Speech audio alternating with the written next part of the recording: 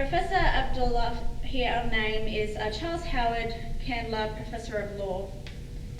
He is the director of the Center for International and Comparative Law in Emory University School of Law in Atlanta, Georgia. He is also Associated Professor in Emory College of Arts and Sciences, Senior Fellow, Center for the Study of Law and Religion at Emory University. Professor Abdullahi is also the author of several books, including Muslims and Global Justice, 2011, Islam and the Secular State, 2008, The African Constitutionalism and the Role of Islam, 2006, and Towards an Islamic Reformation, Civil Liberties, Human Rights and International Law, in 1990. His edited books include Human Rights Under African Constitutions, 2003, Islamic Family Law in a Changing World, a Global Resource Book in 2002, Cultural Transformations and Human Rights in Africa, 2002, and Human Rights in Cross-Cultural Perspectives, Quest for Consensus, 1992. His previous research projects include women's access to and control over land in several African countries, a global study of Islamic family law, and a fellowship program in Islam and human rights. Will you all join me in welcoming Professor Abdullahi Al-Naim tonight to speak to us?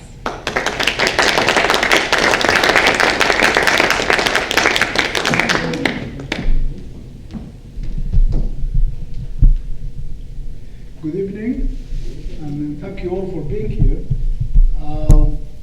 Actually, when Rose called me initially about this, I had no hesitation whatsoever to accept, because I very much support the purpose and vision of this initiative here about one Columbus, and I would like to think of one Columbus, one Georgia, one world, one United States and one world. In the sense that we tend to think of the local, but also we are part of the global. And I think that global reality is coming very much into reality now. It's not just simply something we talk about, it's something that we experience. And the accent in my voice and in her voice, I think, are indications of how global our towns here in the south of the United States have become. Now, I am from Sudan originally. I lived in Sudan until I was 40 years of age. So I came to the United States, or rather left Sudan for political reasons in the mid-1980s. And I had to live away from Sudan ever since, but I managed to go back now as an American citizen with a visa to visit family from time to time recently, but for 16 years I couldn't go back at all. And so my personal life is part of the story I'm telling, that it is not really an abstraction. It is really about people in flesh and blood whose lives are changed and impacted by these events. And they are also the agents and the authors of these events. Just to clarify about the title, it is often tempting just for shorthand. We say the Middle East, or we say the Arab world, but these are very complex, even term and concepts. When you say the Arab world, you wonder what criteria you are using to include or exclude countries from the Arab world. If you, for example, take the Arab League, which is the regional international organization of Arab states, as you measure, then you will find that Somalia and Djibouti are members of the Arab League, although they are absolutely, completely, exclusively African. They do not speak Arabic language, they do not share Arabic culture, definitely no Arab ethnicity. And in fact, if you take ethnicity as the measure, you will see that it is an extremely diverse. I wonder when I do this, does it show there? No. Basically, the region of North Africa, and Morocco, Algeria, Tunisia, Libya, Egypt, is all considered part of the Arab region, but it is, of course, in terms of, usually geographically, people say the Middle East and North Africa. So the Middle East is not included, does not include North Africa. But, but in terms of Arab culture, Arab language, Arab politics, all these countries of North Africa are very much integral to the politics of the Middle East and of the Arab world. So just to have a sense and to be thinking and careful about the language we use and the generalizations that we tend to make. It is always tempting to generalize just for shorthand and just for convenience. But over time, that may hide significant facts about diversity and about political differences, about geopolitical differences that may exist as much among so-called Arab states as they exist between them and other states. And I'm sure that in the recent news you have seen examples of that. The main point I would like to make this afternoon or this evening is that very much in the spirit of the One Columbus initiative, that it is really truly a one world. And that this world of humanity, of human beings everywhere, is both distinctively different and remarkably common. So that when you think about what human beings have in common, you will see that they have much more in common than they have in terms of their culture or ethnicity or any other factors. And yet, there are also significant differences. And in fact, even the impulse to be different and to seek to be different is a common feature. So it is even the idea of that we all tend to see ways in which we can distinguish ourselves from others. That itself is a human quality that all human beings have. And in this respect, I always like to quote Albie Sachs, the South African jurist, who said human rights are about the right to be the same and the right to be different. That our need to be different is so fundamental to our humanity that it is part of our rights. We need to exercise and to have our rights as human beings in order to experience our identities, our local context and culture and values, and so it is very much embedded in each and every right that we want to be treated the same as everybody else, but in a way that is very specific to who we are. So it is not really respecting my human rights if you expect me to be a Caucasian or expect me to be of any ethnicity or of any language or culture. That I have to be who I am in claiming my rights, and everybody needs to be who she or he is in order to be accepted and acknowledged as such.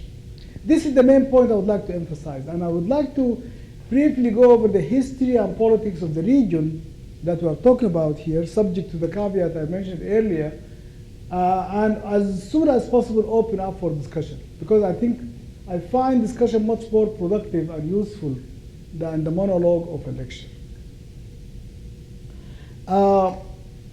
Did you lose the map? Okay. How do you? Okay. All right. So I just keep doing this. So basically, the region that you see, of course, has ancient history, and I'm sure that you heard already from Professor Clark last time about the religious history of the region. All the major Abrahamic religions originated from that region. Both Christianity and Judaism, as well as Islam, have more to do with that region than any other region in the world, in terms of deep history and culture and values. And very much that, because I think always religion comes to respond to people, cultural and contextual realities, that those realities get incorporated into the religions of the region, so that even when they leave, when they spread globally, they retain some of the cultural and historical qualities of the region of origin. Language, when you think of the Bible and the language of the Bible, and you think of how language influences our understanding of the Bible and therefore our understanding of Christianity. And which language was it anyway? And you can imagine how something from from Aramaic to Greek to Latin to English, and ultimately it is the same Bible, but it is a very different Bible too. And similarly with the Quran, when it is read in Indonesia, it's not the same Quran that is read in West Africa. So we have to, I think, to respect and accept the extreme diversity of our religious traditions. Ethiopia had Christianity since the 2nd century. 1,000 years almost before Europe had Christianity. So you see that the Nile Valley Christianity of Ethiopia into northern Sudan, where I come from. Where I grew up, it was Coptic Christian, the region of Nubia, of northern Sudan, longer than it has been Muslim. And so amazing in our culture, in our jewelry, in our art, locally we still retain Christian symbols and expressions. When babies are born in my village, when I was born in my village, they would draw a cross on my forehead. And the local people who are Muslims who have no notion of what this is and why they do it, but it is the way of their elders and their ancestors, that to protect the baby you draw a cross. Could you speak into the microphone? Okay. So I was saying in terms of the diversity of the religious history of the region, that we tend to think of it as Arab, Muslim, but in fact these are very misleading generalizations. Being Muslim is extremely different and diverse. A Muslim of West Africa is not the same as a Muslim from the Middle East, is not the same as a Muslim from South Asia, it is not the same as a Muslim from Southeast Asia, Central Asia. Again, in terms of getting a sense of perspective, Islam is the 2nd largest religion in the world today. 1 in every 4 persons in the entire globe identifies as a Muslim. 1 in every 4. So a quarter of humanity are Muslims. But they are Muslims in extremely diverse ways that really have very little in common with each other. Definitely not politically and not culturally and not historically and so on. That is a point I want to register, to simply caution about generalizing about Islam. And when you think of language, Arabic is supposed to be the language of the region.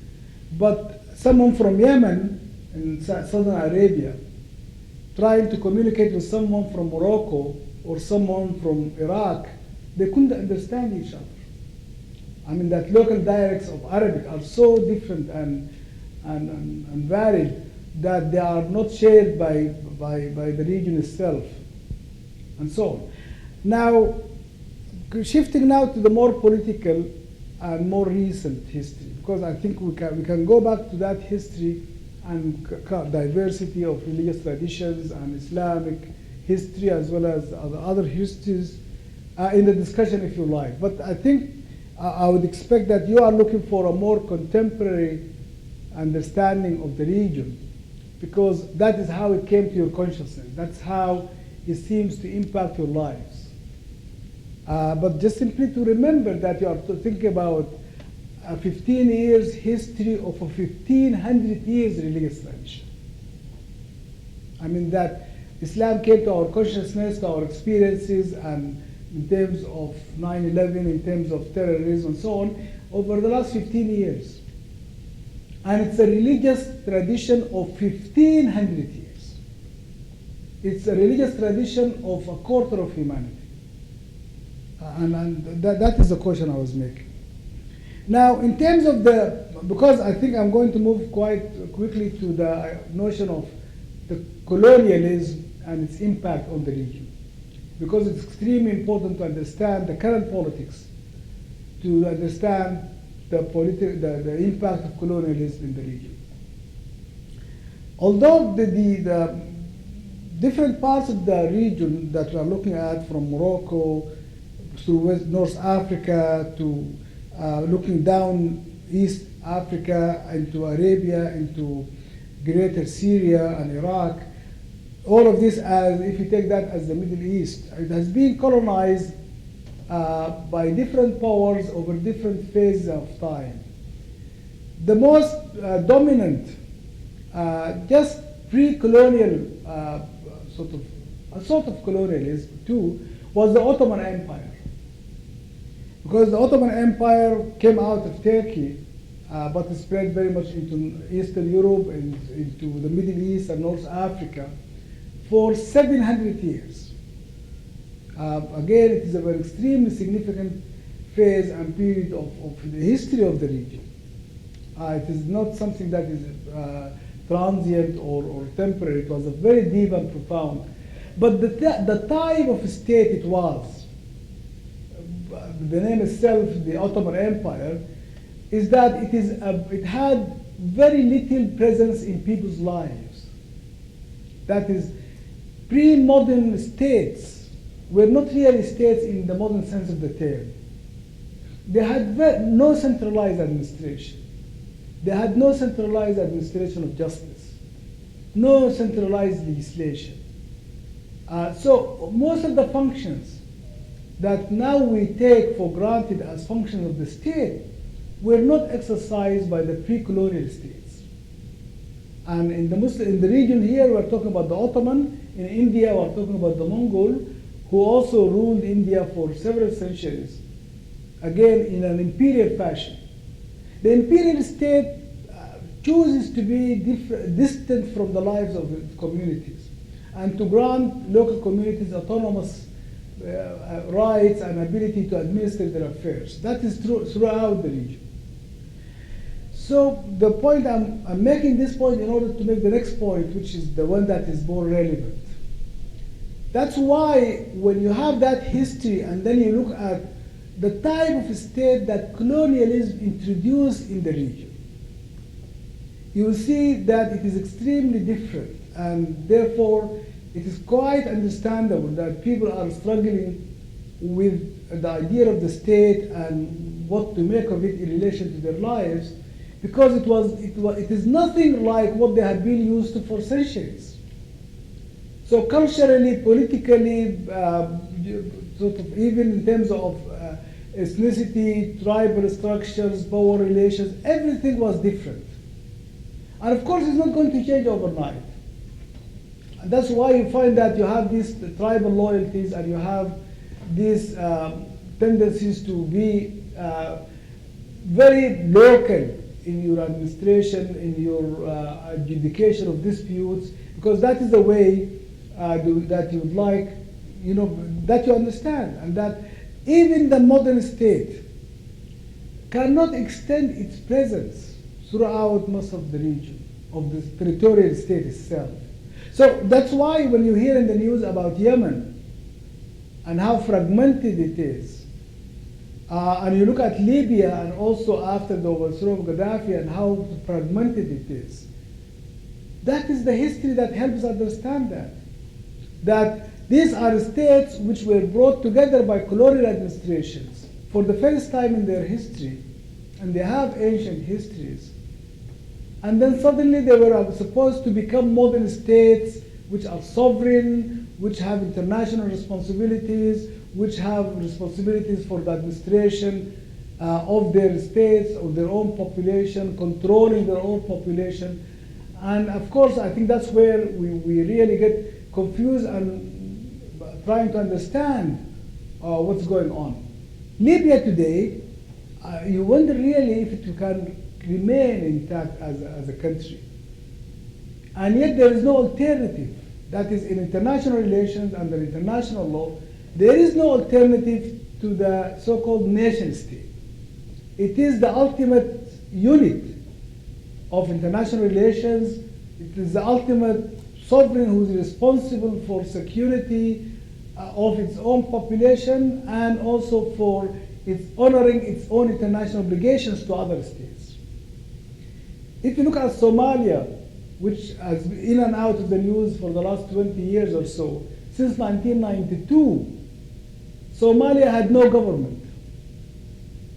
But the state of Somalia remains as a sovereign state. And therefore, it is really paradoxical that we can't just simply move into Somalia because there is a sovereign state of Somalia, although there is no responsible government of Somalia. That's why with the piracy, that's why with the terrorism and so on, you have a problem with so-called failed states, which are states like Somalia, which has international sovereignty, and therefore you have to respect its right. It has a seat in the UN, it can attend international conferences, it has the treaty obligations of a state, but it has no ability to administer its own territory or control its own population. These are some of the facts that come out of the reality of how different the type of state has come to be. Now, as I was saying earlier, not all the region was colonized by the same powers. And in fact, over different times, for example, France colonized Algeria for 130 years until it was finally achieved independence in 1962. So to think as recent as 1962, Algeria was a French colony. And in fact, it was a very vicious war of independence, which lasted for 10 years, in which 1 million Algerians were killed by French troops. And this was after the Second World War, and after France has been liberated from Nazi occupation. If you go to other regions, you'll find similarly striking examples.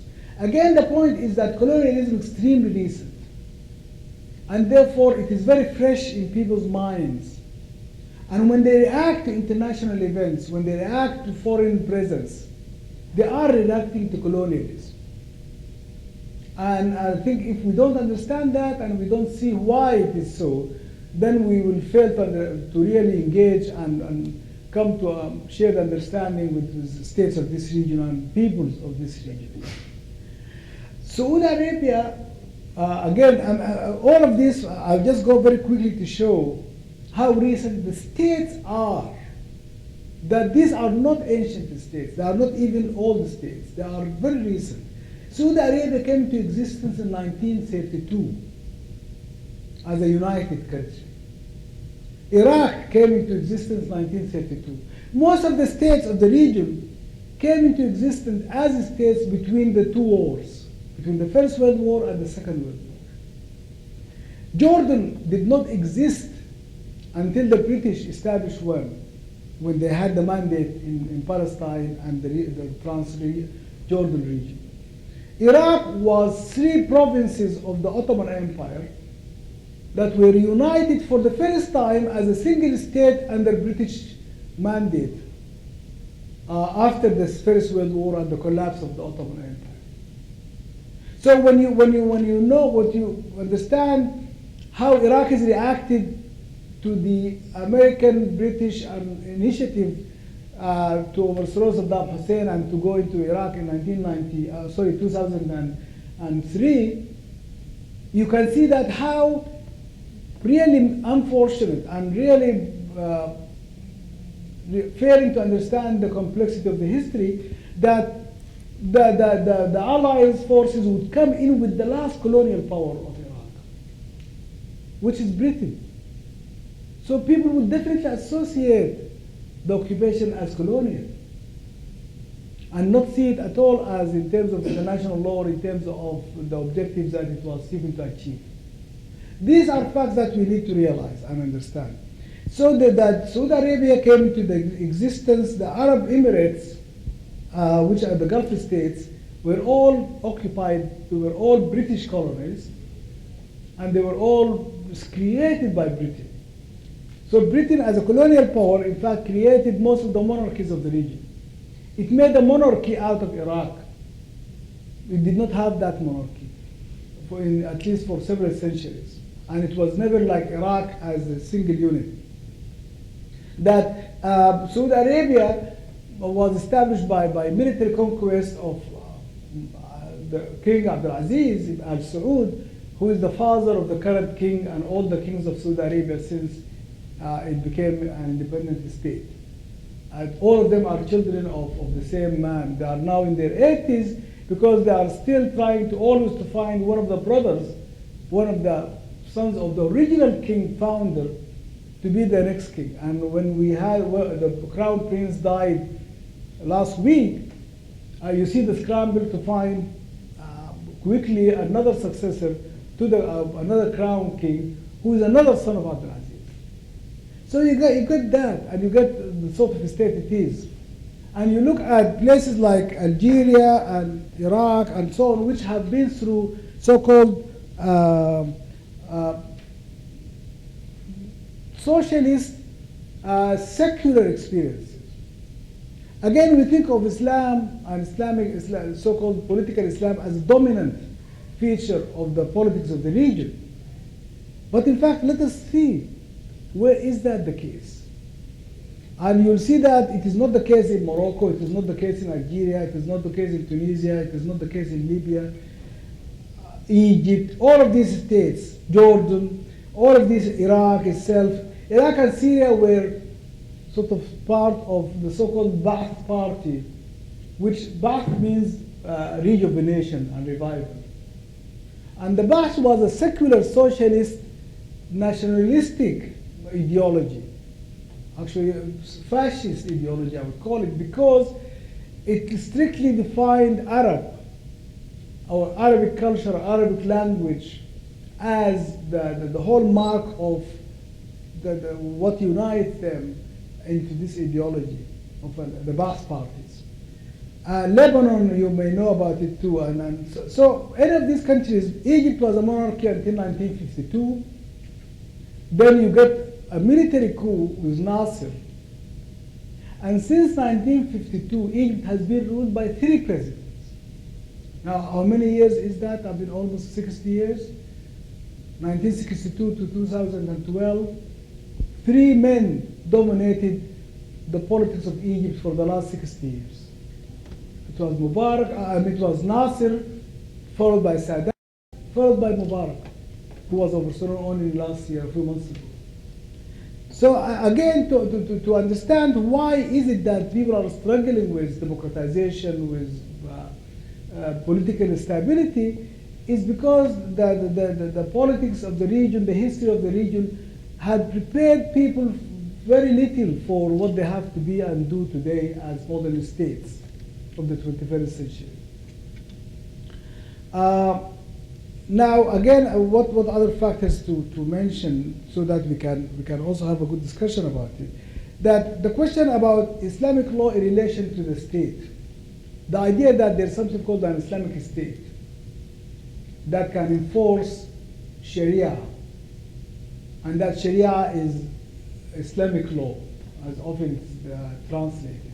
All of this is really extremely recent again, and quite alien to the region and to the history of the region. That the term Islamic State you will not find in any of the languages of the region before the 20th century. It is not in Arabic, it is not in Urdu, it is not in Farsi. None of the languages would have the term. None of the societies would have the idea of Sharia being enforced by the state. Because in fact, the idea of the state having anything to do with Sharia is heretical. Because it is seen as a secular power taking control over a religious institution. Because Sharia is a religious normative system. So the idea of this idea is not like something that is inherent to Islamic history or to the history or even of this region. It is extremely recent and extremely spotty. I mean, you find it in Iran, in Saudi Arabia, in Sudan. You don't find it anywhere else. All of them identify very strongly with Islam as states, but their systems are exclusively secular legal systems, exclusively secular political regimes.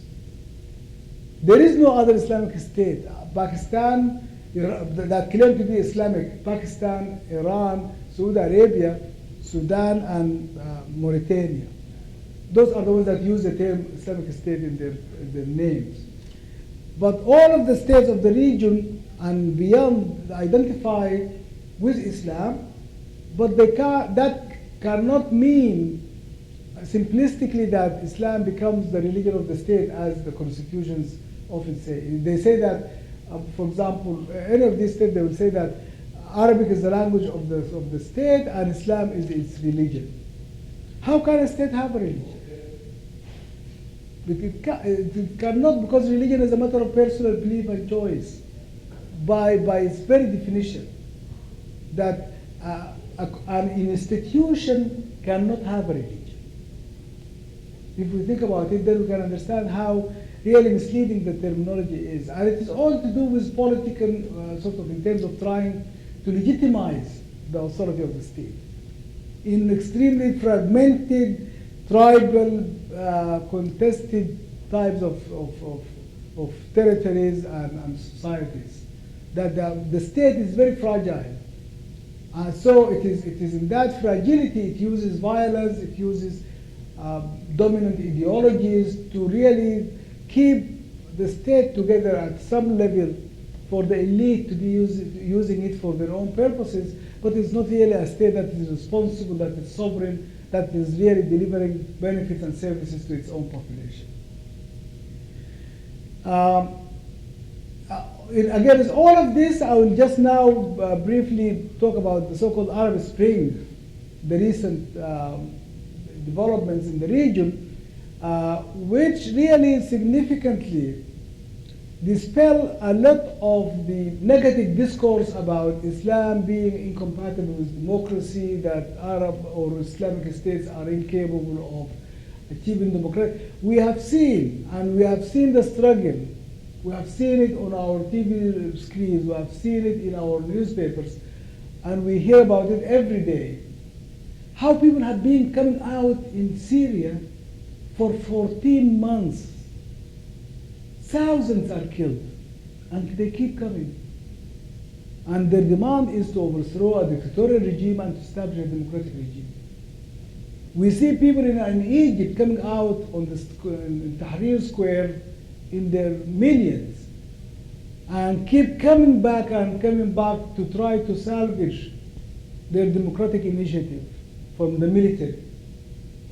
And so, in fact, democratization is more threatened by military dominance in Egypt than it is threatened by the Islamists, so-called.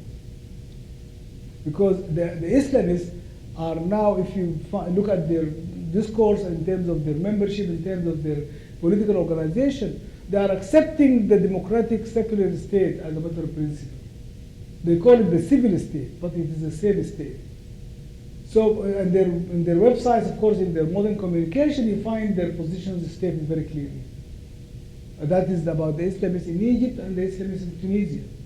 But in Egypt, the danger comes from the military, because it has been in control of the state for the last 60 years, and it is extremely corrupt, it's extremely privileged elite forces that are receiving constant subsidies and constant bribes, really, from the state, and not willing to give it up now. That's why you see all this hesitation about and trying to confuse issues and use every pretext to postpone democratic transition. So I think briefly to say that in Morocco we have seen really a significant sort of local contextual mediation of this issue, how people came on the streets demanding more democratic rights. And the king made sufficient concessions that people were willing to accept, and now things are normal and again stable in Morocco. Algeria, of course, it has been through a civil war for the last 15, 20 years, since the elections of 1992. Tunisia is the more successful example of transition that has achieved successful democratic elections, a presidential election, a parliamentary election, and now in the process of writing a constitution. And probably Tunisia will continue to be the best example of a successful transition to democratization out of the so-called Arab Spring. Libya is now fragmented and really it might end up totally back into tribal federations rather than a model state. Egypt, as you know, just mentioned about how ambivalent and contested the so-called military versus civilian, and among the civilian between the liberals and Islamists, and that is the nature of politics. Now, so similarly, we can go and look at Syria. In Jordan, again, the king made concessions and managed to maintain legitimacy. In Iraq, it has been the experience that you probably are more familiar with because of it's being in the news so much in relation to the United States. But the point I'm making here is that we have to realize that rebellions may or may not mature into revolutions over time. That it is never a done deal, just boom, overnight from a rebellion you get a full revolution. And I will put it to you in these terms. The American Revolution was not a revolution when it started.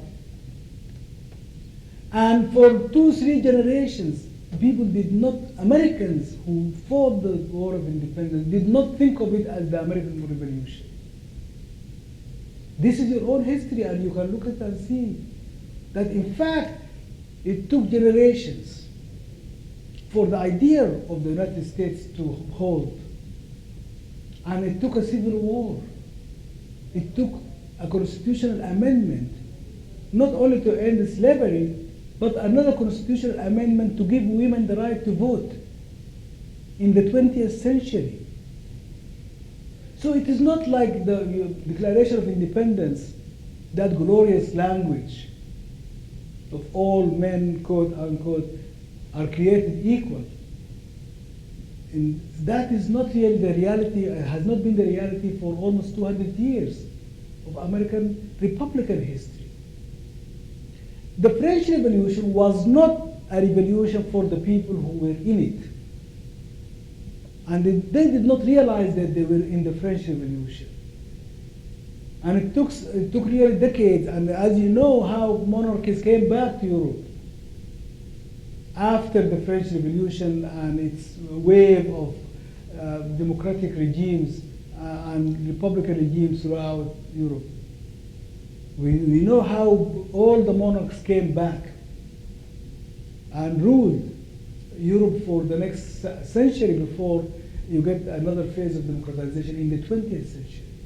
So all these histories, I think, are very sobering for us to understand that we don't wish things to happen. We don't really just simply, there are no shortcuts. Every society has to struggle with its own context and its own politics and to achieve its own revolution and to sustain it. How many revolutions have been aborted, hijacked by the same forces that were supposed to be overthrown by it? All of this is a history of all other peoples, and we should not expect differently for the Middle East region. So that there are many rebellions that have happened. Some of them may be transformed into revolutions over time. Others may fail to mature into revolutions. But even when they become revolutions, they continue to be very fragile and very likely to be sort of reversed and upset by different forces and different actors contesting power and so on. So in relation, finally to conclude, in relation to our relationship in this country with the rest of the world, what I am talking about here is not moralistic idealism.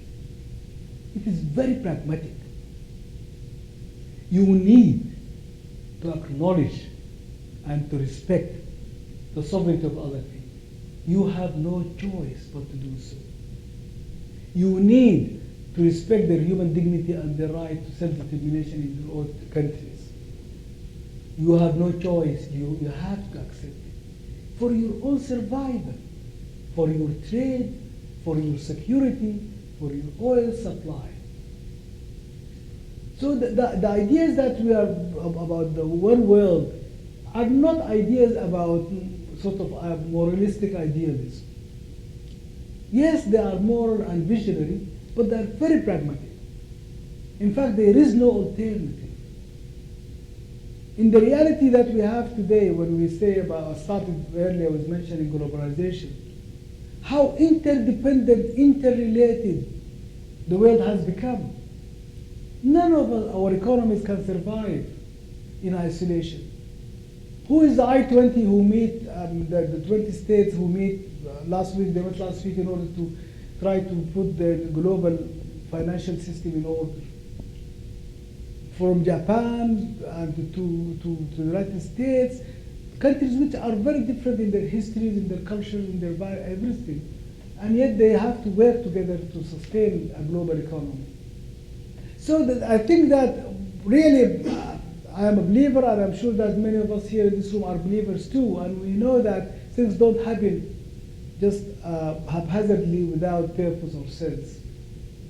And I would say that God, for those of us who believe in God, is really guiding humanity into situations where it has to acknowledge the humanity of the other. And it has to learn to coexist with the other. Our own security depends on this, our own trade and economic well-being depends on this. Our ability to travel, how are the Americans going to travel and to be in the world, whether culturally or educationally or economically, without respecting the sovereignty and integrity of those countries? I don't think that we can go that way. And it's so futile when you see how we wage wars and end up negotiating with the same powers or the same forces that we waged the war against in the first place. I think it's remarkable and really should sober you that the United States is now, today, as we speak, negotiating with the Taliban in order to bring peace and stability to Pakistan, to Afghanistan. The same Taliban that the United States invaded Afghanistan to overthrow, now it is negotiating with the Taliban through Qatar, where Qatar established an office for the Taliban, and with the US embassy, the largest in the region, and presence in the region. That is how it happens. That is the reality of power. And I think I commend the leadership that does that. Because, I mean, it is responsibility for people's faith and well-being that is not simply by rhetorical, I would say the really irresponsible sometimes, but it is about sober foreign relations, understanding that you need stability, you need security. You need Pakistan to fight the war in Afghanistan. And look at Pakistan today and what's going through, what the country is going through. Whom are you going to deal with in Pakistan? A president who is going to be indicted for corruption, or a prime minister who has been disqualified from holding office? It's really, and yet this is a nuclear power. And it is a primary ally of the United States in relation to its own, the whole sort of anti-terrorism strategy. The point I close with, therefore, is that we need to understand that knowing what other places are like, understanding their history, understanding their politics, and dealing with them as equals, as peers, is extremely important for our own security, for our own well-being, before it responds to any values and principles of moral commitments that we may have. It is good that we have moral commitments, and it is good that we try to promote justice and peace and democratization. But we should not think that we are doing this exclusively or even primarily out of altruistic sort of motivation of helping other people. We need stable regimes. We need stable governments so that we can do business and trade and secure our borders, secure our populations accordingly.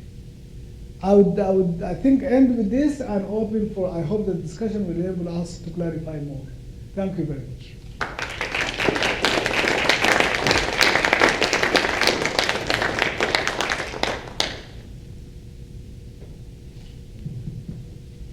Thank you very much, Professor Abdullahi. That was a very enlightening lecture. We'll now open for questions. I have a couple myself, actually, to start with.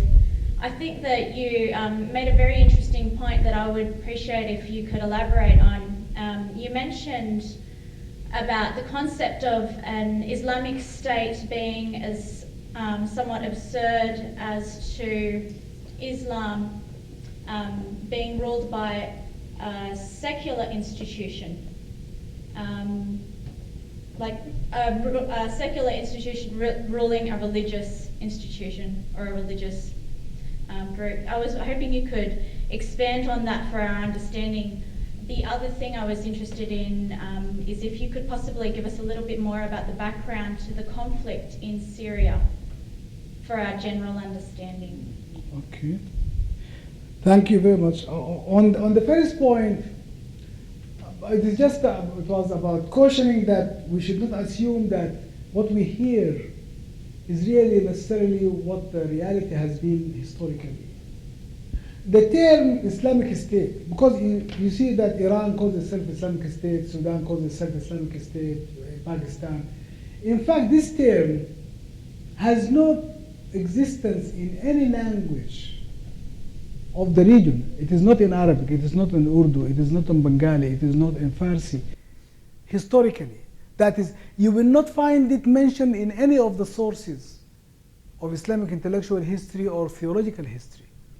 And you can do this by simply, all these books now, there are hundreds of them, manuscripts, they are in CD-ROMs that you can enter into a computer and do a search by keyword.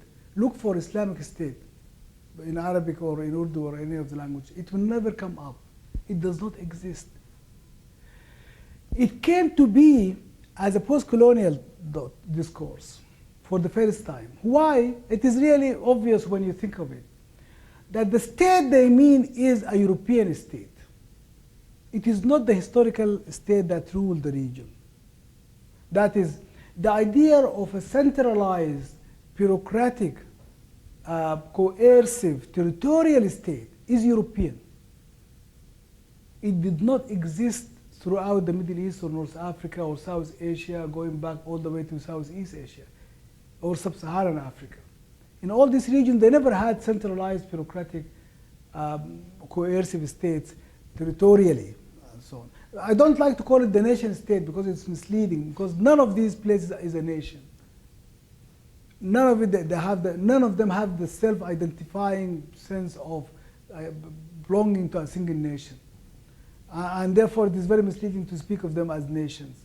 But to say territorial states, meaning the state that has a certain territory, specific with its borders, the idea that you need a visa to go to Saudi Arabia to perform pilgrimage. When you think about it, you realize what I mean by the notion of a European state. That is, throughout Muslim history, it was unthinkable that one would need anybody's permission to be able to go and perform the pilgrimage in Saudi Arabia, which was not, of course, Saudi Arabia at the time, in Arabia, or the Arabian Peninsula. Now I need a visa to be able to go.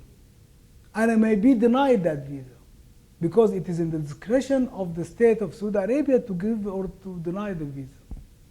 So that is the point I'm making about the nature of the state having significantly, almost radically changed. So when they talk about an Islamic state, they are talking about a European idea of the state that did not exist in the region before colonialism. And a European idea of positive law, which is also new, that Sharia was not positive law historically. And if you like to read, and I have documented all of this, it's not just simply making it up here. The book I published in 2008 is called Islam and the Secular State. In fact, documents this history and documents the fact that there is no such thing as an Islamic state, that Sharia was never enforced by the state, historically. That the whole point about the idea of the state having a centralized administration of justice is totally new. Again, it never happened before the colonial period.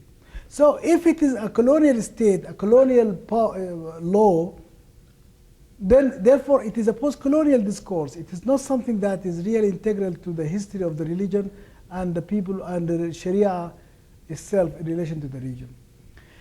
And again, that you'll see that that everywhere it has been tried, it failed. But of course, that does not mean that it gives up power. But that what it continues to do has nothing to do with the claim that it is an Islamic state. So if you look at Iran and look at Saudi Arabia, again, that is just simply, again, to make the point about really how empty the terminology is. For this Wahhabi doctrine of Saudi Arabia, which is a monarchy, the Iranian Shia doctrine of the 12 verse Shia of Iran, the predominant majority in Iran, is a heresy. That is, the Wahhabis think of Shiism as a heresy. They don't accept them as Muslims. The Iranians think of Wahhabism as a heresy. They do not accept them as Muslims. So you have two states who to each other they are heretical states, and yet both of them claim to be Islamic states. So what does it mean to be Islamic state when you have that sort of? When you look at Iran, it claims to be a republic. It's called itself the Islamic Republic of Iran. But in fact, it is neither Islamic nor a republic. Because the constitution and everything that the state does is under the control of a single man who is the supreme ruler or guide, who was Khomeini to begin with and now has continued to be Khamenei at this point, who are succession of politically achieved positions of being the supreme leader, but the supreme leader has the authority to determine what the state can do or not do. His power and authority is above the constitution. That's why it is not a republic. And the idea of a single man being in that position also is un-Islamic in relation to the history of Islam and the Shia Islam itself and so on. So these are the factors that really make me make the claim that it is actually, in fact, I say it is really trying to acknowledge the reality that has been lost in the rhetoric of the recent politics and so on. About Syria, the whole region used to be called Syria. So Syria is now the state of Syria that you see next to Israel and here the sort of Lebanon, Turkey, Iraq, Jordan, Israel, and the state of Syria. But the whole region was historically called Syria. But now the state of Syria that emerged as a result of colonial mandate between the two wars for the first time, and has been ruled by the Ba'ath party through military coups since the 1950s. So this is a place that never experienced democratic governance. Now there are three factions that control the state. And for them, keeping the state is an absolute matter of existence. They cannot afford to concede. These are the Alawites, which is a Muslim sect, originally a Shia Muslim sect, to which Al-Assad family belong, who are also we find them in Turkey. And that's why Turkey is nervous, because Turkey do not acknowledge the Alawites as a religious minority and deems them to be Sunnis against their will. Therefore, if the Alawites in Syria succeed, Turkey will be impacted. And NATO will be impacted because Turkey is integral to NATO. But the point is that, so the Alawites, as a religious sect, then the Ba'ath party, which is the party of the governing, it is very much on the Soviet model of the party controlling the state, so that there is no distinction really between the state and the party. The party is the state and the state is the party. And the Ba'ath party, which already lost Iraq, it had two places, Iraq and Syria. And it has lost Iraq. Now only what remains is Syria. If it loses Syria, then the Ba'ath party will totally be extinguished. So that's why they cannot afford to let go of power. And the third factor would be the regime itself and its own clique of because to them again it is life and death. It is not something that, you see, the whole problem is that for democratic transition you have to keep the opposition hopeful of some gain. You have to give them something to look for. If what all they can expect is total defeat and annihilation, they're not going to concede. It is that's why Gaddafi, for example, and his in Libya, here and his sons and so on were saying we will never surrender, because they had no future. They knew that for them to lose is for them to die. And often in many countries you find this notion of transitional justice, where people negotiate with the current regime in order to leave power and peacefully, in order to by giving them promises of immunity and so on. So that Syria is really extremely complex because of the desperation of the three sort of ruling elites or factions, and also because of the location of Syria. If Syria is to collapse, it will extremely impact Israel, it will extremely impact Lebanon, it will impact Turkey and Iraq. And so it is really very, very, very delicate.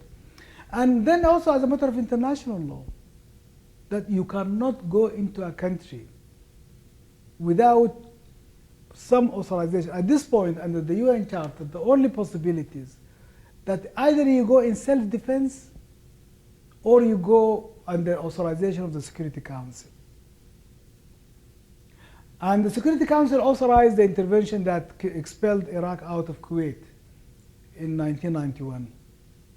The Security Council authorized interventions in other places, but it never authorized, because there are two types of things that the Security Council can do. It can act under Chapter 6 of the UN Charter, which is about peacekeeping, about measures short of the use of force.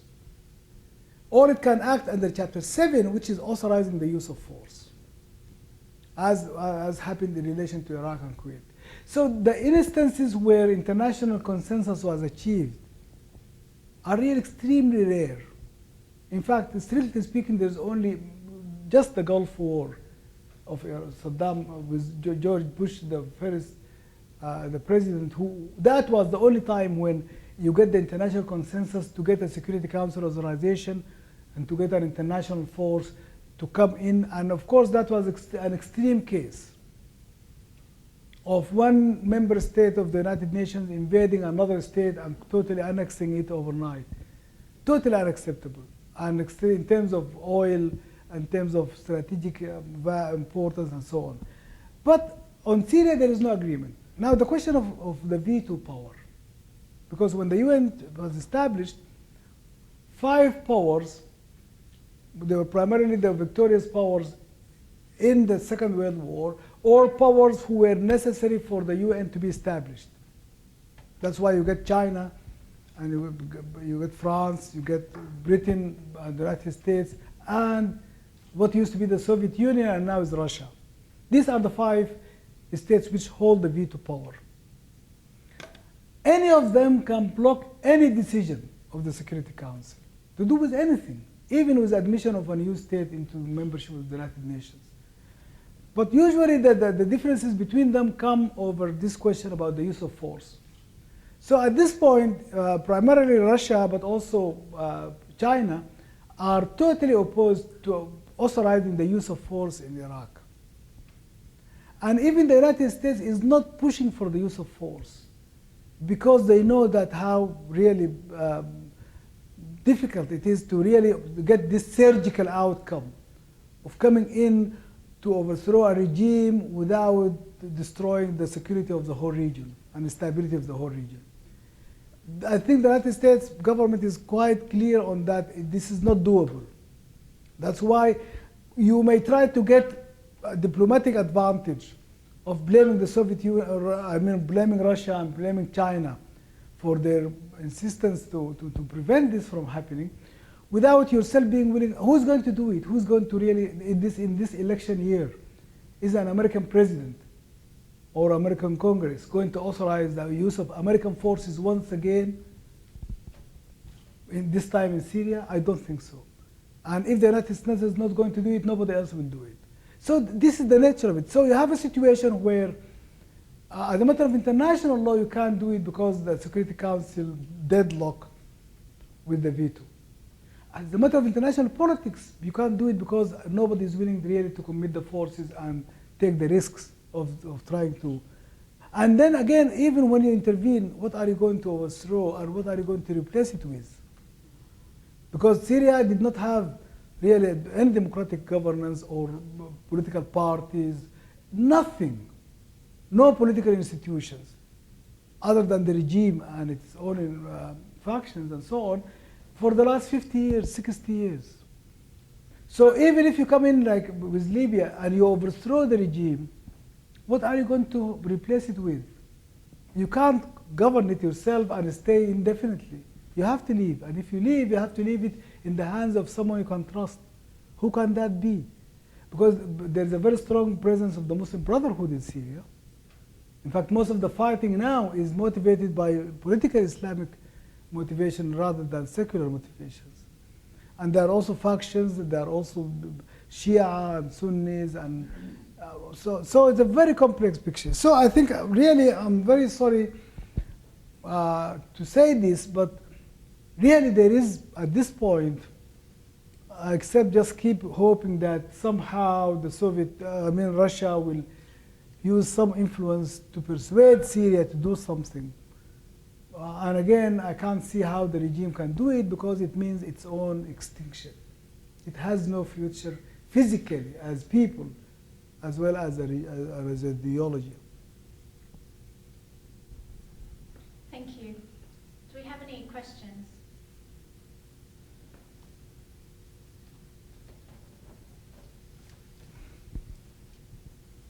I'm not sure that, that I understood everything you said. So if I misunderstood what you said, you can tell me. But one of the things that frightened me about the idea of Islam is the idea of theocracy.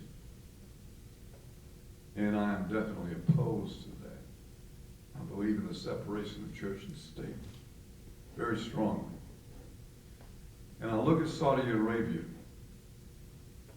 and I get the feeling that even though it's monarchy, it's also a theocracy. And I had some understanding that Sharia law was practiced in Saudi Arabia, for instance.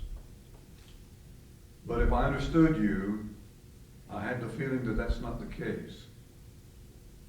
So, how would you address the fear of the threat of the theocracy from Islamic states? Mm-hmm. A threat to whom? To people who don't believe in theocracy. No, For people who believe in the separation of church and state. Okay, I just want to understand, how is a theocracy in Saudi Arabia going to affect your life here in this country? Well, if there are those who want to make this country like that, they want to make this country a theocracy of any religion. There are people who would. Okay. And I'm opposed to that. And I get the feeling that's what's happening, like Saudi Arabia and Iran. I'm not sure about Syria. I'm not sure about Lebanon. But do you understand what I'm saying? Yes, I do. This is something that I have been working with all my life. It is not true. There is no theocracy. There's no what? There is no theocracy. Saudi Arabia is not a theocracy. Iran is not a theocracy. That was the point I was making, in that What do you mean by theocracy?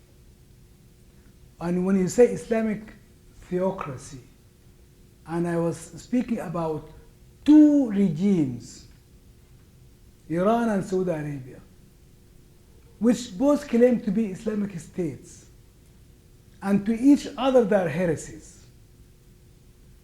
So which is the theocracy? That is, by Iran's measure, Saudi Arabia is not an Islamic state. By Saudi Arabia measure, Iran is not an Islamic state. You talk about Saudi Arabia as a theocracy. Saudi Arabia is the strongest ally of the United States and has been for the last 70 years. Saudi Arabia, the monarchy of Saudi Arabia, is absolutely vital for the security of the United States, and it is the biggest ally of the United States in the region. And you are saying it is a theocracy. So what does Saudi Arabia being a theocracy, how does that affect your security as an American? In fact, it is the exact opposite. That Saudi Arabia have promoted the security of the United States more than any of the secular regimes in the region. So if to you a secular state is better than of course that is not true, because the Soviet Union was a secular state. Nazi Germany was a secular state. Syria today is a secular state. Iraq under Saddam was a secular state.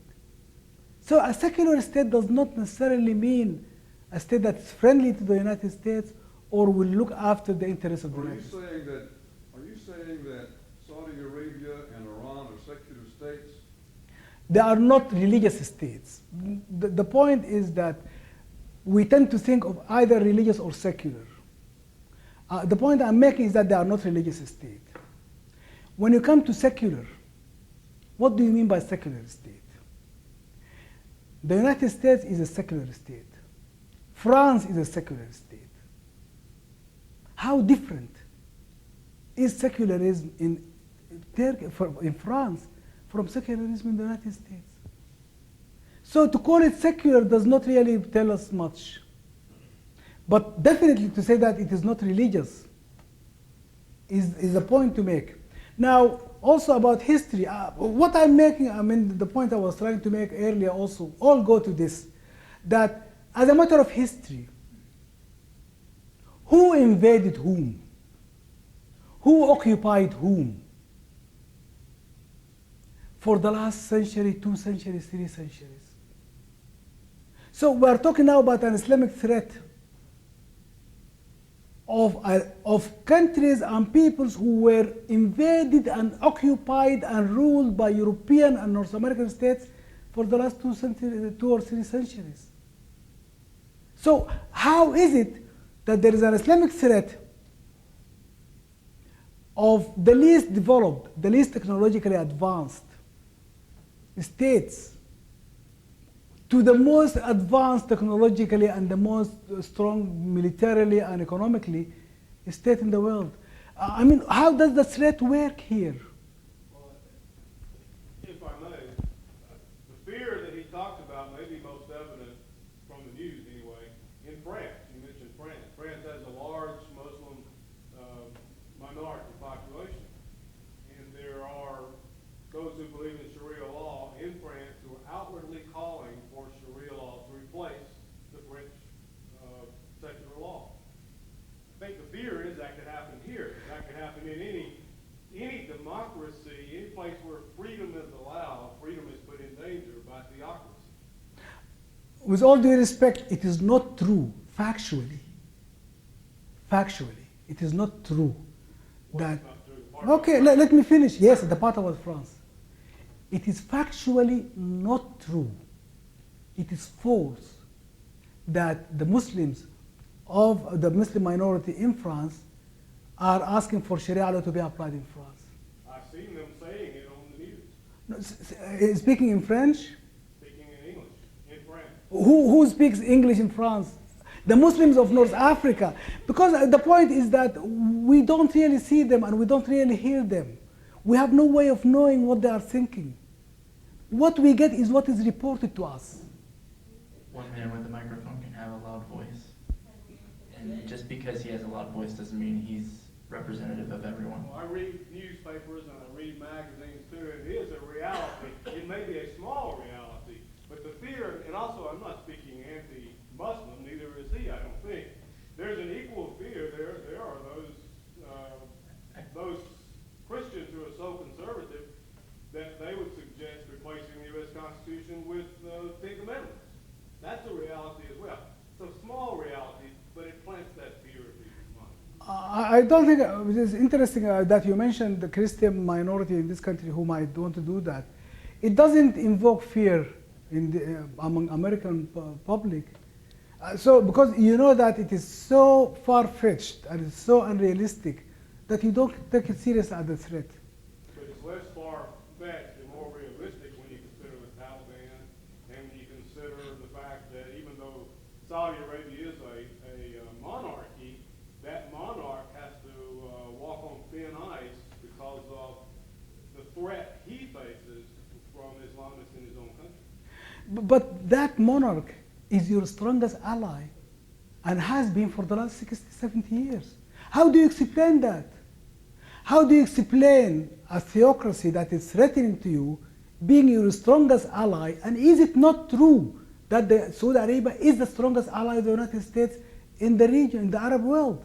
Yeah, I was agreeing with you. It's a monarchy, not a theocracy, but he fears theocracy himself. And I fear theocracy too. But Okay, let's get this back on track then. Yeah. Okay, just reminding you that One Columbus is a non-political organisation, so does anybody have another question? Let's get this back on track. Professor, you spoke about these Middle East states and how their state identity is really a byproduct of post-colonialism and European influence, and how dominant theology such as Islam has been used as kind of a unifying influence. Something that the regime has seized on to try to pull these kind of state identities together. Do you think that's been successful, especially in areas like Iraq that are so culturally different, that were tribal areas? Do you see the emergence of these kind of new state identities amongst the people? And do you think, is that a failed effort? no, I do see it, and it is not a failed effort. But I was trying to explain about how protracted and difficult transitions are in all people's histories. That it doesn't happen overnight, it doesn't happen simplistically by just simply, there are no shortcuts, that you have to really work at it, and there are risks of regression, of setbacks, and so on. That if you take that into account, you will see that what is going on in the region is extremely significant.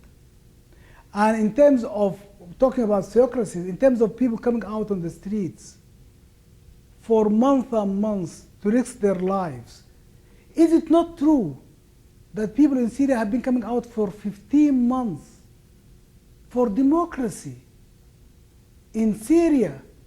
And we talk about the risk of theocracy in Syria?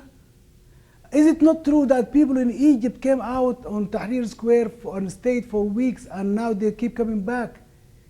Is it not true that these people are coming out for democratic transition and democratic rights? So why don't we see this in this news? Why don't we take these facts into account?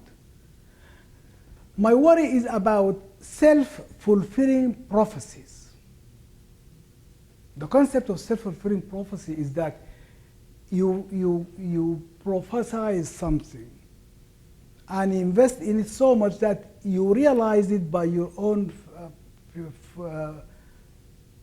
prophecy of it.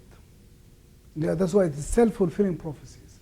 That if we exaggerate and we fail to see that there are more than 40 countries, really with all due respect, these facts are related. Because you are talking about very much, your question and earlier questions. There are more than 40 countries with predominantly Muslim majorities. And you simply look up the CIA World Facts Book of World Facts online, and you will see that. More than 40 countries. That's a quarter of the United Nations membership. Senegal, Mali, the Gambia, go on and continue into South Asia, in Pakistan, Afghanistan, India. India is the largest Muslim population in the world.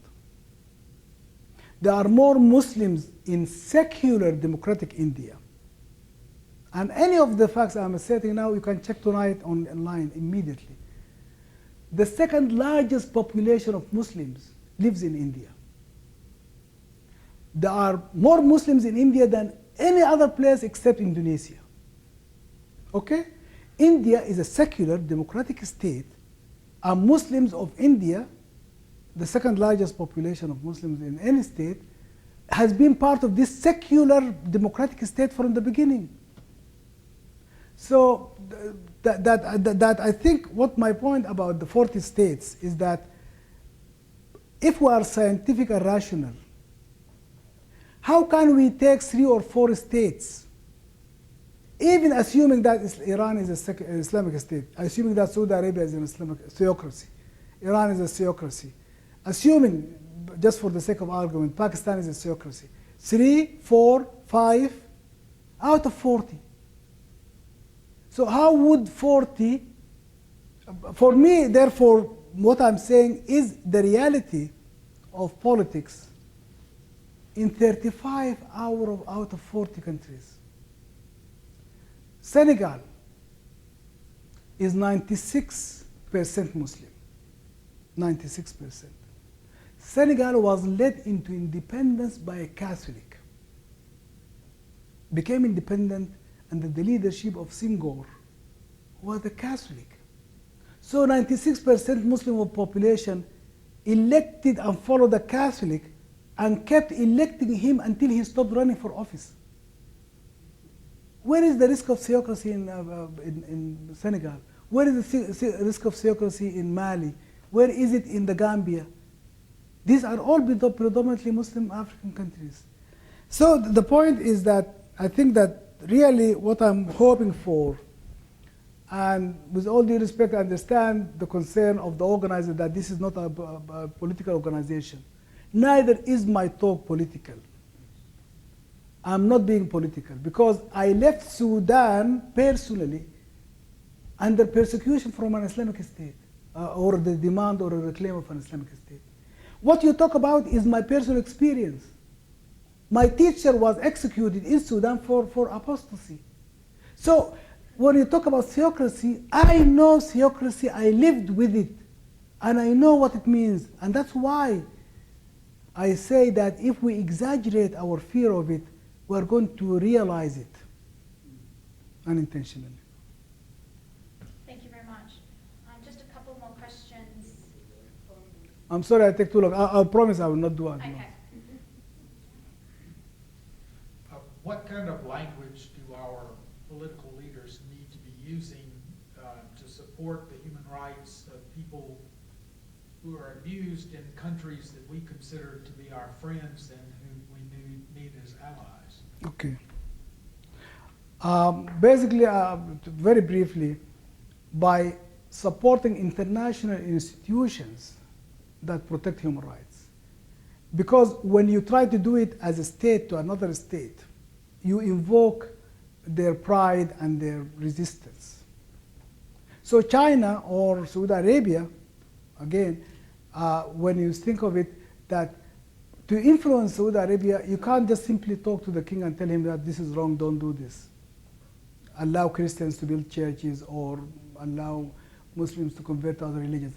But if you you invest in international institutions, then when it happens through international institutions, it is less offensive.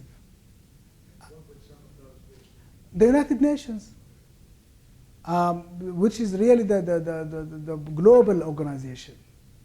And the United Nations, by the way, came into being with the support of the United States and could not have come into being or continued to exist without the support of the United States. So I think, again, because I sense sometimes hostility to the United Nations in this country, and my point is to say no. In fact, the highest policy of the United States has been supportive of the United Nations from the beginning and continues to be. The United States continues to be the largest contributor to the budget of the United Nations. What we need to do is to support initiatives from international institutions rather than go it alone, because going it alone is going to provoke suspicion and resistance. I have a question here. From a one Columbus frame, coming back to our particular context here in Columbus, Georgia. The news yesterday on CNN, 22, as it relates to wealth and the divergence of wealth between whites and blacks. Whites are 22 times wealthier than blacks. In this particular context, what does it mean for us here as it relates to that tension of living in a place where blacks have been more impacted by the economy of late and for a long time? How do we relate to that as it relates at some level to what you mentioned, which is the notion that humans tend to foster difference as a high value and clash with each other? What do we do with that? I think that what I was hoping to achieve in my talk is to say that none of us is exceptional, that all human societies share the same basic nature and basic reality of their economic ambition and need for security, for stability, for development, for growth. These are shared human ideals. Everybody wants that for themselves. And to realize that other people, when they do that, they want it, they are just simply being like us, which, as we would want it for ourselves in this country, they would want it for themselves in other places. Another point I was trying to make is to advise a level of humility. With all due respect, I know this might sound offensive, but to say, look, really, we are not that superior. That in our own history and very recent history, we have seen examples of persecution, of examples of still of marginalization, of poverty, and so on in our own communities. And therefore, to say that, look, I think if we fear theocracy abroad, we should fear race tensions in more among our own communities, local communities. And I think that is also a message to be drawn.